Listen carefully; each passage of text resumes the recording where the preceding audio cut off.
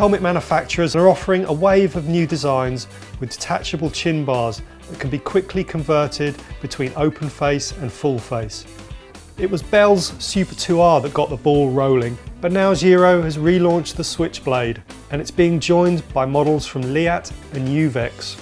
We've been running the Switchblade for a couple of months now, and it creates an immense feeling of safety and security with its over-the-ear design. Comfort is superb, and with a bit of practice it's not too hard to install or remove the chin bar while you're wearing the helmet. Just push the two buttons on the underside of the chin piece, rotate upwards and pull forwards. Fitting is a reversal of the process, but our top tip is to find the two little dimples on either side of the ear to help guide the chin bar into place. The beauty of these designs is that you can run them as an open face on your local rides, but transform them into a full face for days at the bike park or holidays in the Alps. Plus size tyres are finding traction across the mountain bike market thanks to improved levels of grip and comfort in the dry, but it's safe to say they're not for everyone. So manufacturers are now seeking the safe middle ground when it comes to tyre widths. So it seems that 2.6 is splitting the difference between regular tyres and plus, and may well become the size everyone ends up riding in the next few years. As usual, the aim is to offer the benefits of a wider tyre without all the drawbacks. Plenty of tyre brands are jumping on the bandwagon too, with Schwalbe offering 2.6 versions of its popular Knobby Nick and Specialized producing its Butcher and Purgatory treads in the new size. Maxxis is also coming on board with a 2.6 Recon and Forecaster. While you might be groaning at the thought of yet another tyre size, we reckon more choice is usually a good thing.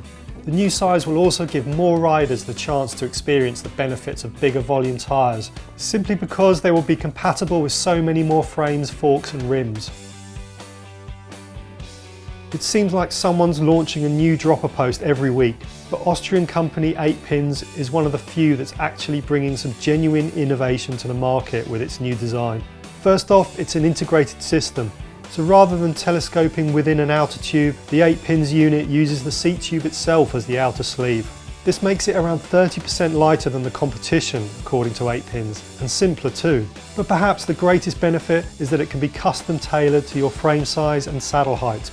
There are 4 different stroke lengths, from 150mm up to a whopping 220, which means that tall riders running frames with short seat tubes can still achieve their correct saddle height and get the seat fully out of the way on descents.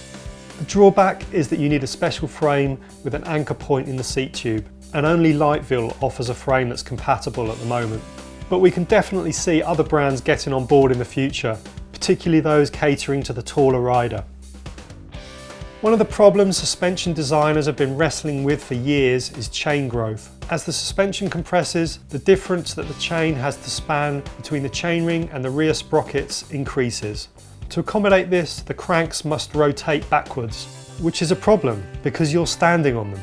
As a result, the suspension movement is impeded. Canyon's Disconnect prototype aims to solve that problem by allowing the rider to separate the drivetrain from the suspension on really rough sections of track when there's no need to pedal. Pushing a button on the bars effectively disengages the free hub and gives the suspension complete freedom to move. It's a concept that Chris Porter from Mojo has also been experimenting with on his radical Nikolai Geometron. While we doubt it's something that will be offered for sale anytime soon, the fact that Canyon is about to launch a DH team makes us think it could well make an appearance on the World Cup circuit in 2017. Better known for its flat pedals, DMR's new V-Twin aims to give you the efficiency of being clipped in with the feel of a flat. A sprung mechanism tilts the front of the binding upwards, which helps engagement, and rubber bumpers are used to protect the extruded aluminium cage from impacts with rocks and stumps. To fine-tune the amount of grip on offer, there are 7 adjustable pins per side, as well as steel shims to alter the height of the platform. Previously the exclusive preserve of big budget factory downhill teams, suspension data logging is coming to a trail near you thanks to SRAM's new ShockWiz device and Scottish startup Suss My Bike. Originally launched on Kickstarter, ShockWiz was bought by SRAM last year and will soon be on general sale. It works by attaching to the air valve of your fork or shock and measuring the change in pressure as the suspension cycles through its travel. and it does this 100 times a second. So go for a ride, collect a load of data, then transmit it via Bluetooth to the app on your smartphone, and the software will tell you what you need to do to optimize your setup. Use it to set up a new bike or work out the best settings for a trail you've never ridden before. It takes the guesswork out and means your bike will always be singing sweetly, no matter where you ride.